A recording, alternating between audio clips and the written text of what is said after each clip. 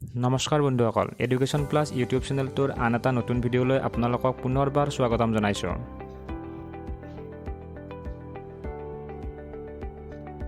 আগৰ ভিডিঅ'টোৰ দৰে আজিৰ ভিডিঅ'টো আমি অসম টেট আৰু অসম পুলিচৰ পৰীক্ষাত আহিব পৰা পৰিৱেশ অধ্যয়ন আৰু সাধাৰণ জ্ঞানৰ কিছুমান প্ৰশ্ন আলোচনা কৰিম। প্ৰথম প্ৰশ্নটো হ'ল, বায়ুমণ্ডলৰ কোনটো স্তৰত ওজন থাকে? অপশ্যনত আছে ট্ৰপোস্ফিয়াৰ, ষ্ট্ৰেটোস্ফিয়াৰ, মেছোস্ফিয়াৰ আৰু থাৰ্মোস্ফিয়াৰ। চিত্ৰত দেখুওৱাৰ দৰে বায়ুমণ্ডলৰ 5টা স্তৰ থাকে: ট্ৰপোস্ফিয়াৰ, ষ্ট্ৰেটোস্ফিয়াৰ, মেছোস্ফিয়াৰ, থাৰ্মোস্ফিয়াৰ আৰু এক্সোস্ফিয়াৰ। কিন্তু কিছুমান কিতাপত স্তৰ 4টা বুলিও উল্লেখ থাকে।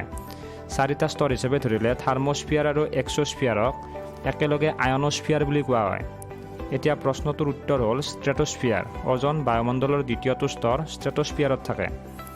দ্বিতীয়টো প্ৰশ্ন হ'ল, উদ্ভিদৰ পাতত থকা ক্ল'ৰ'ফিলৰ ৰং কি? অপশ্যনত আছে হালধীয়া, সেউজীয়া, মুগা আৰু যিকোনো ৰঙৰ হ'ব পাৰে। ইয়াৰ উত্তৰটো হ'ল সেউজীয়া। এই ক্ল'ৰ'ফিল বা হৰিতকণাৰ বাবেই উদ্ভিদৰ পাতৰ ৰং সেউজীয়া হয়।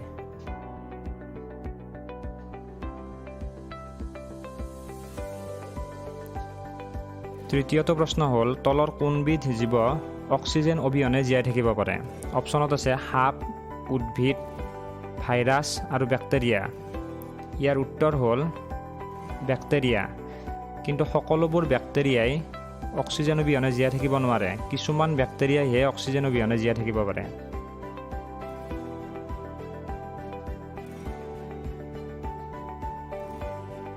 চতুৰ্থ প্ৰশ্নটো হ'ল, পৃথিৱীৰ প্ৰথম ৰাষ্ট্ৰীয় উদ্যানখনৰ নাম কি? অপশ্যনত আছে কৰবেট, গ্ৰীণষ্টোন, য়েলোষ্টোন আৰু কানহা। ইয়াৰ উত্তৰটো হ'ল য়েলোষ্টোন, যিখন আমেৰিকাত অৱস্থিত।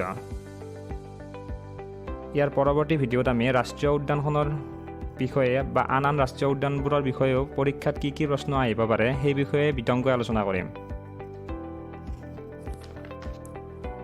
পঞ্চম প্ৰশ্নটো হ'ল, জিন কি? অপশ্যনত আছে এক প্ৰকাৰৰ কোষ, খ বংশগতিৰ বাহক, ভিটামিন আৰু নিদ্ৰা নিৱেশন ঔষধ। ইয়াৰ উত্তৰটো হ'ল জিন হ'ল বংশগতিৰ একক, অৰ্থাৎ বংশগতিৰ বাহক। ইয়াৰ সহায়তে পিতৃ মাতৃৰ পৰা বিভিন্ন ধৰণৰ স্বভাৱ চৰিত্ৰ আৰু শাৰীৰিক গঠন আদি ল'ৰা ছোৱালীৰ শৰীৰত প্ৰৱেশ কৰে।